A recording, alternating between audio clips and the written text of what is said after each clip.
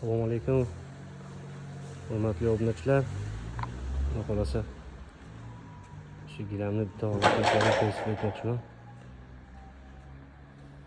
Qo'ldan kelgancha chiroyli qilib beramiz. Tuklari qotib yotibdi. Dog'lari ham juda ko'p. Ko'rishlaringiz mumkin. Xudo xolasa qo'ldan kelgancha chiroyli qilib beramiz.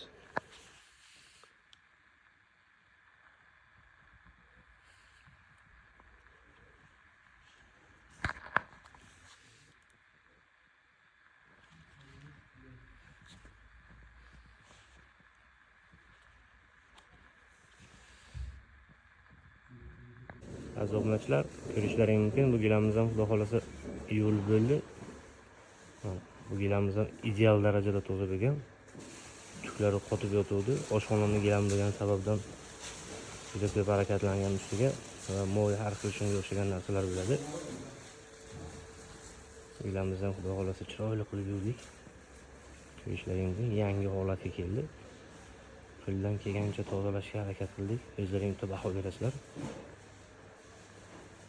Menga mana shunaqa sifatli ishlab kerak desa, albatta o'zimizga murojaat qilasizlar. Ishlaringni shunaqa chiroyli darajada bajarib beramiz xudo xolasa.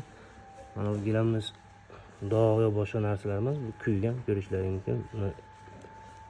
Shu tuklari yopishib qolgan. Hamma joyi bir xil bo'lib turibdi.